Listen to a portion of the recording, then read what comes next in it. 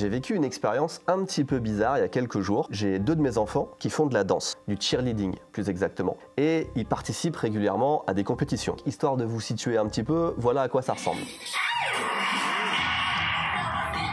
Lors de la dernière compétition, on a remarqué que tout au fond de la salle, t'avais plein de photographes, avec leur matériel de photographe professionnel.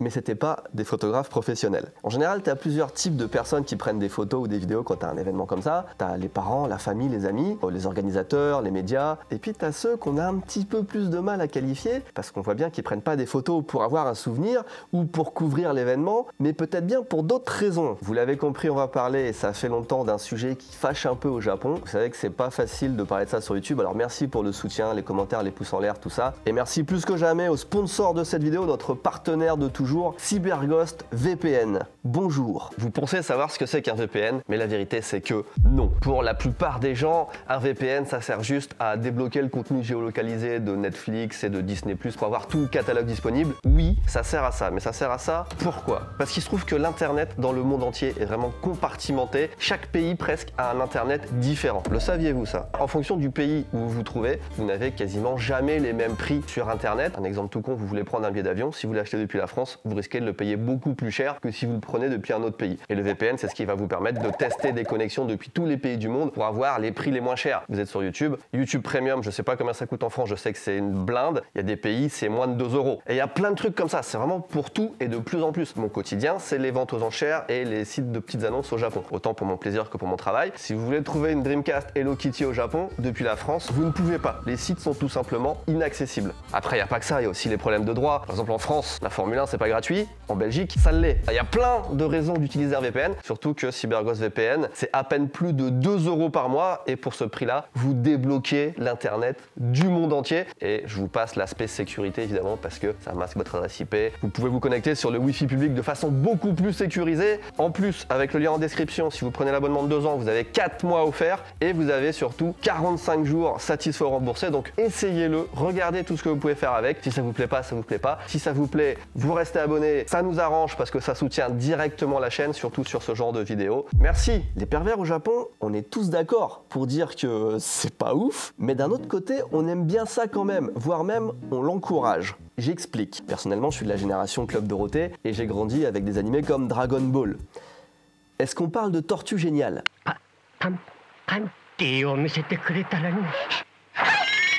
C'est quand même l'un des meilleurs persos de l'univers de Dragon Ball et peut-être même l'un des meilleurs persos tout court dans le monde du manga. Qui ne connaît pas Tortue Géniale? Et ben c'est aussi, je pense qu'on est d'accord là-dessus, le plus gros pervers possible. Je l'ai pas fait exprès. Et il se soucie pas de leur âge en plus, hein, parce que Bulma, sa première victime, entre guillemets, dans l'histoire, elle a 16 ans. Mais le problème, c'est que malgré ça, on l'aime bien, Tortue Géniale. Si vous aimez les mangas ou les animés, vous connaissez forcément plein de personnages qui sont ultra attachants, mais qui sont des pervers de fou.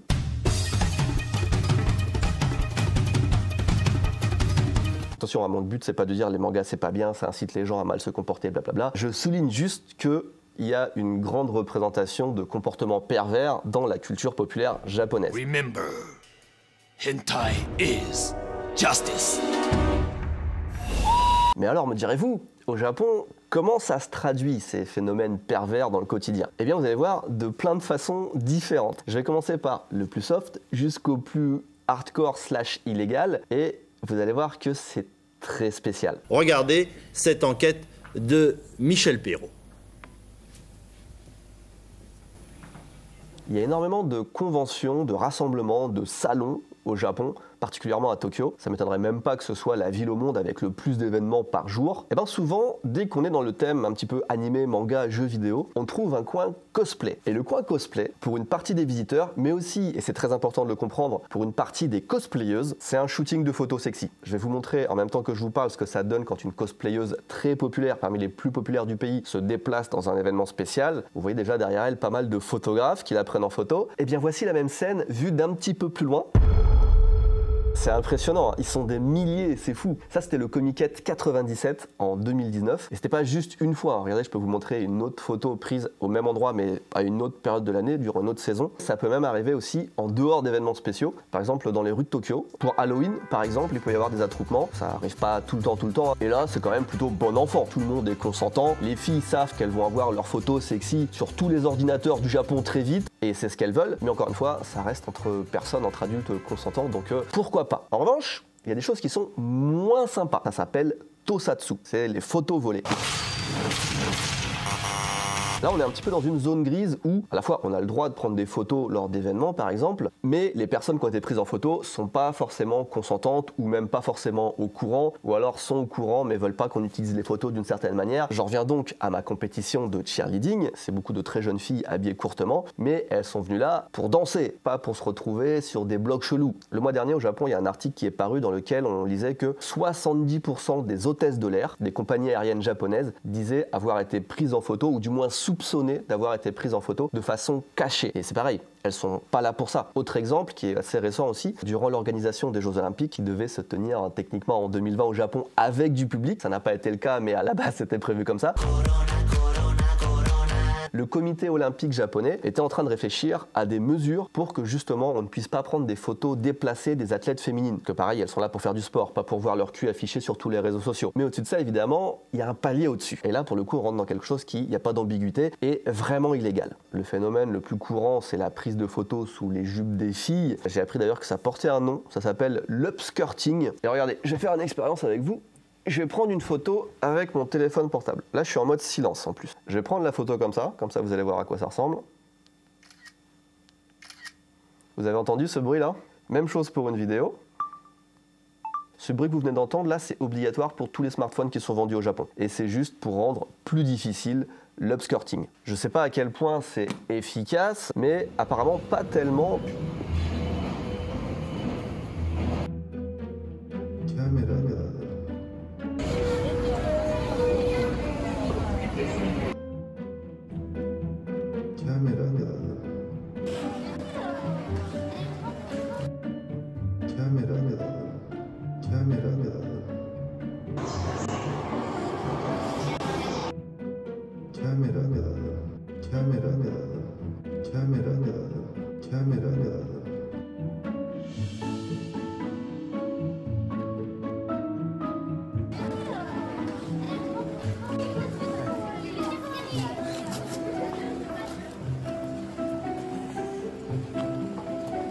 En 2019, la police a recensé quand même 4000 cas d'upskirting. Mais bien sûr, ça représente une toute petite partie. C'est juste quelques pourcents de tous ceux qui se feront jamais avoir en fait. Certains, vous imaginez même pas, sont tellement ingénieux que c'est impossible, ou presque, de les prendre sur le fait. J'avais déjà parlé de ça dans la vidéo sur l'uniforme scolaire, mais à une certaine période, se vendaient au Japon des chaussures avec une caméra espion intégrée qui te permettait de filmer sous les jupes des filles de façon hyper discrète.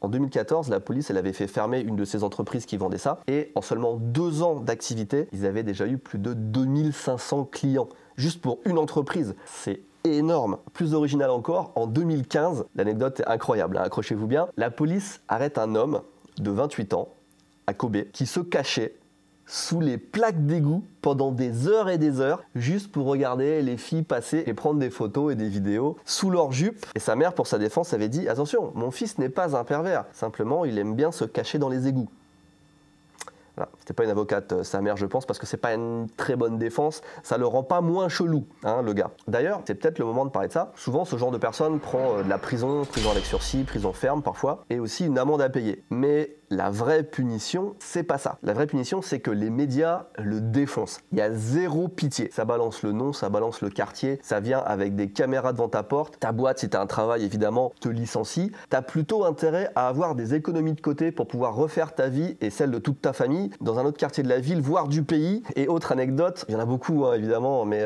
celle-là est très récente, puisqu'on parle de février 2023, février de cette année. Un gang un gang de voyeurs a été démantelé. Alors les gangs, dans la plupart des pays, ils ont je sais pas, des fusils d'assaut, des armes de poing. Au Japon, ils ont des appareils photo. Et là, on parle de 13 personnes qui ont été interpellées. Et le leader, c'est un japonais d'une cinquantaine d'années. Il a avoué avoir photographié plus de 10 000 personnes à travers tout le pays, à leur insu. Et on parle pas de photos de mode dans les rues de Tokyo, vous imaginez bien. C'est des gars qui littéralement campaient avec des tenues de camouflage, des téléobjectifs vraiment en mode sniper à 100 ou 200 mètres des onsen pour photographier des femmes nues. Et même, au calme, il a dit aux policiers que ça fait des années qu'il faisait ça. Et durant tous ses périples à travers le Japon, il a rencontré environ une centaine de personnes qui avaient les mêmes centres d'intérêt que lui. On imagine que dans le buisson d'à côté, t'as un autre mec aussi avec du matos photo en train de prendre des photos des filles dans le onsen. Et puis tranquille, ça se tape la causette, ça fait connaissance, ça parle matos photo. Peut-être ça s'échange des clichés, hein, on imagine, un petit peu comme des cartes Pokémon. C'est même pas étonnant qu'il y ait une communauté qui se soit formée autour de ça, un petit peu comme n'importe quel hobby finalement. Ça s'échange des spots, des conseils, par exemple la météo, parce que le panchila, qui est le mot japonais pour dire voir la culotte des filles, c'est toujours mieux de sortir son matos photo en juin, parce que les filles commencent à mettre des jupes, et puis il y a pas mal de vent avec la saison des pluies qui arrive. Voilà, c'est des informations que j'apprends comme ça en faisant des vidéos, et je me sens obligé de partager. En tout cas, si vous aussi vous voulez vivre ces expériences trépidantes, mais sans risquer la prison, essayez le jeu Natsuhiro High School sur PS3, dont le but est bien évidemment de prendre des photos sous les jupes des filles, un extrait bien évidemment.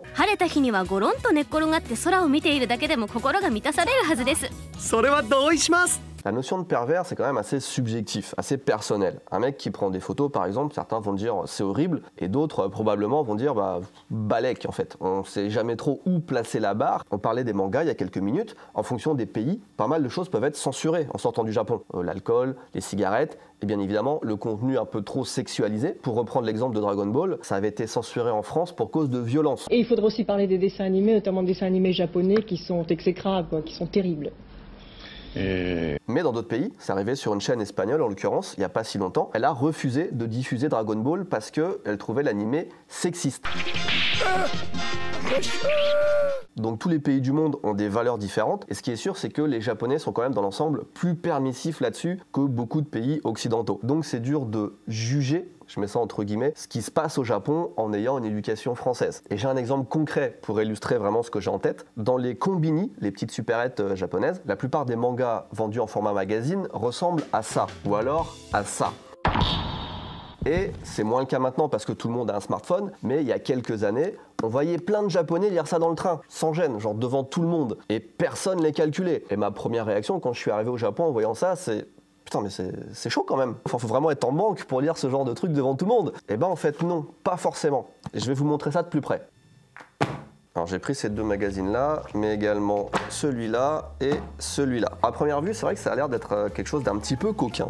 Mais si on regarde bien, on voit déjà qu'il y a un manga ici qui s'appelle Yowamushi Pedal, qui est un manga de type shonen de sport, de vélo, extrêmement populaire au Japon et qui n'a absolument rien de coquin. C'est vraiment le truc pour toute la famille. Et si on ouvre, on a un premier manga apparemment de type shonen bataille. Si j'avance un petit peu, on a Yowamushi Pedal. Ouais, il n'y a rien de sexuel, rien d'adulte. Là, on est sur un autre truc de sport apparemment, du sumo, encore un truc de sport, du basket, ou du volley, pardon. Bref, de la baston. On est sur du shonen pur et dur. Et en fait, le seul contenu qui est un petit peu sexualisé, c'est un poster au début. En vrai, on s'en bat un peu les couilles. Et puis, quelques photos un petit peu sexy comme ça, relativement gentilles en fait. On va regarder le suivant. Il n'y a vraiment rien de spécial, et même au début, il n'y a rien. Si tu as 3 photos de... Suivant. Ouais, non, rien de spécial. Et dans celui-là, le dernier, hop, truc de peinture, tac, de la bouffe. Bref, rien de vraiment choquant dans ces magazines, vous l'avez vu. Donc pour moi, vraiment, ça égale ça. Point de vue contenu, il n'y a quasiment pas de différence. Comme on dit, il ne faut pas juger un livre à sa couverture. Là, ça se vérifie vraiment. En fait, ce que je pense, c'est que les Japonais sont pragmatiques. Ils ont remarqué que ça faisait plus de ventes en mettant une jolie fille en couverture. Donc, ils continuent. Mais bon, en France, c'est pareil. On ne sait pas vendre un yaourt sans mettre une fille à moitié à poil dans la pub. Les jolies filles, ça fait vendre. Point. Maintenant, est-ce qu'on parle des voleurs de culottes ? Je ne sais pas si vous vous rappelez, mais en 2011, après le tsunami, on a beaucoup parlé des Japonais en bien, parce que malgré le fait qu'il y ait des centaines de milliers de personnes qui aient tout perdu en quelques secondes, il n'y a eu quasiment aucun vol, aucune incivilité. Là où par exemple aux États-Unis, dès que la police est occupée à autre chose, c'est la course à qui va voler le plus de télé, bref, vous avez déjà vu les images. Donc pourquoi je vous dis ça? Pour que vous compreniez qu'il y a vraiment très peu de vols au Japon comparé aux autres pays du monde. Ceci dit, il n'y a pas non plus zéro vol. Simplement, c'est pas les mêmes. 熊本県荒尾市で下着を盗んだとして25歳の男が逮捕されました。 Partout dans le monde, les gens volent par appât du gain.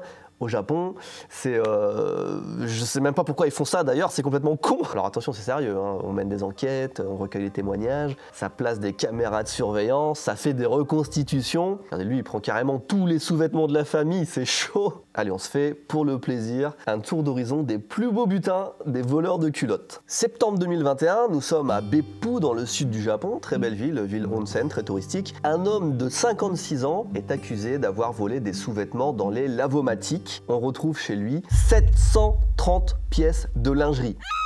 Et pour lui, c'est juste un délire sexuel, qui dira. Avril 2021, préfecture de Saga. On retrouve 400 paires de sous-vêtements féminins chez un homme de 30 ans. Bon, je vous passe ça vite parce que sinon, il y en a vraiment pour 3 heures.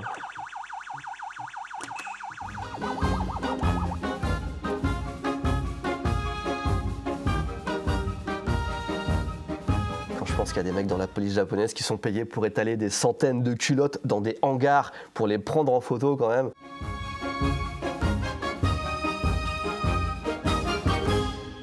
Et lui, il visait principalement les écolières. 5000 sous-vêtements. Vous l'avez compris, il y a presque chaque mois un mec qui se fait choper la main dans le sac quelque part au Japon.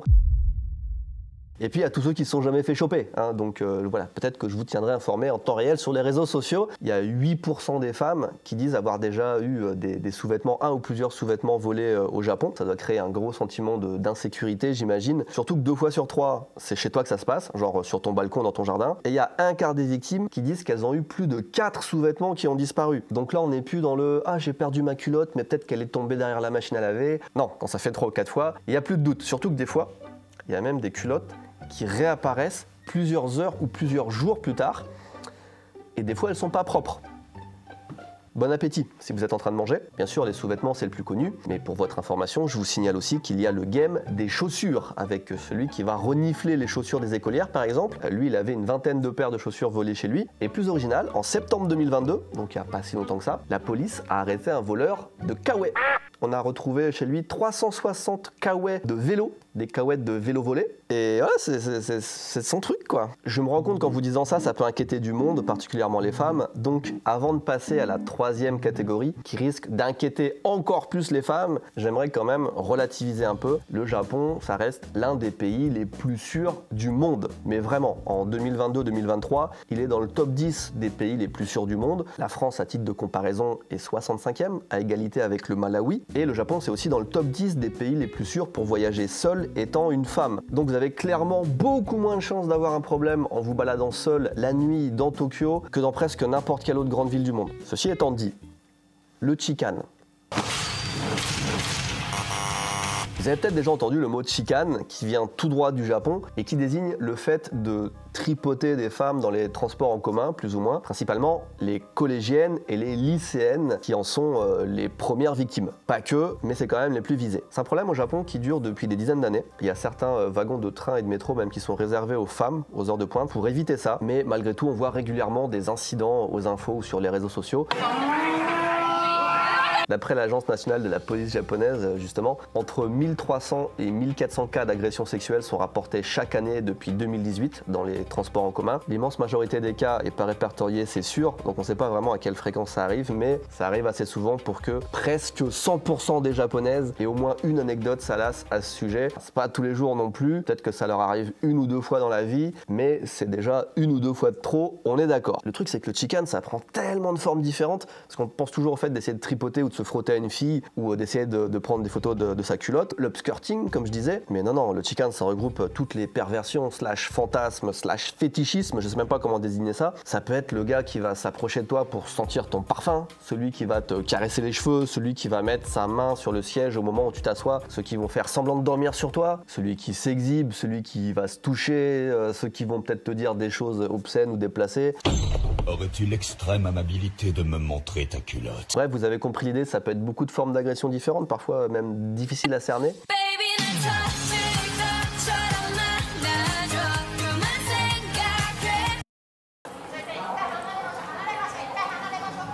Au Japon, c'est facilité parce qu'on ne prend pas assez au sérieux les agressions qui sont faites à l'encontre des femmes. Depuis quelques années, quand même, il y a de plus de prévention autour de ça et la justice devient quand même plus sévère. Aujourd'hui, tu peux quand même te prendre de la prison ferme, on en voit régulièrement. Après avoir dit tout ça, en conclusion, c'est difficile quand même de savoir pourquoi il y a ce genre de problème au Japon plus qu'ailleurs, surtout que les agresseurs sont généralement des jeunes qui passent leur journée derrière un écran à se goinfrer des meuporgs. Les agresseurs sont généralement des hommes qui sont bien éduqués, qui ont une bonne situation, qui ont fait des études, qui ont un travail. Donc c'est des gens tout à fait classiques sur le papier. Et je sais pas, c'est certainement dû à un mélange de plein de choses. J'imagine de la frustration, une image de la femme aussi qui peut-être se laisse faire. Moins de tabous autour du sexe aussi. Et puis comme je le disais aussi, les autorités qui n'ont pas pris ça au sérieux pendant trop longtemps. En tout cas, si ça vous arrive, n'hésitez pas à confronter votre agresseur. Je vous parle pas de confrontation physique, mais dites-vous qu'en général, ils ont plus peur que vous. Et si vous criez à haute voix « Chican Death », le gars, il va se chier dessus, il va descendre à la prochaine station et disparaître le plus vite possible.